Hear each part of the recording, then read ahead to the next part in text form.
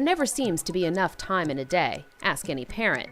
So finding a way to get anti-drug messages out to people who would rather be doing something else can be a real challenge. We tried the standard town hall meeting, 6 o'clock in the evening, give you some finger food to get you there. And certainly everybody should come because it's a very important topic.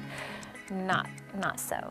We actually had a town hall meeting when we gave away Disney passes and Busch Garden passes and didn't get the turnout that we wanted to get. After the town hall setbacks, Drug-Free Charlotte County knew they had to find other ways to reach the parents. If you think about where parents are and why you need to reach them, and you get creative about going to them as opposed to waiting for them to come to you, which is very unlikely with the way our parents work, it's not so hard. So they changed their way of thinking, heading out into the community instead of waiting for the parents to come to them.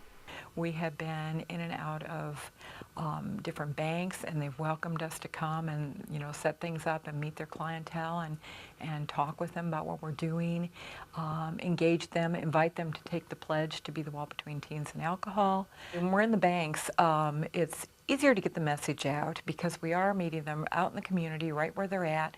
We're not knocking on their door, on one hand knocking on their door, on the other hand asking them, requiring them to come to a meeting, especially after hours. But after hours doesn't mean parents are unreachable. You just need to find the right place, like a ballpark. The concession staff wear the t-shirts, our campaign t-shirts and our buttons, and we hit adults and parents in our community in a way we would never hit them. Average attendance at those games is anywhere from 600 to 1,600, depending on if it's a weeknight game or a weekend game.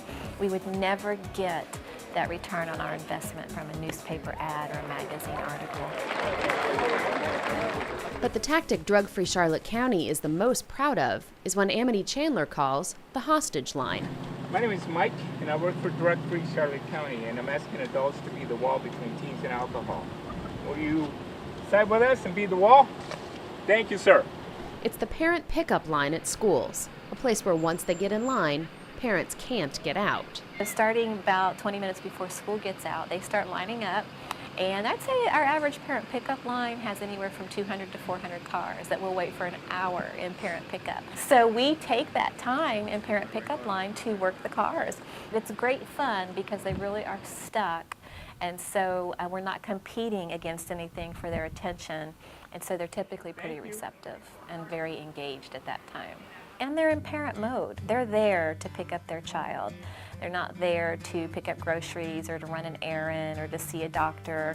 And so when you can even hit parents when they're in parent mode, they're far more cooperative than trying to catch them running to and from something.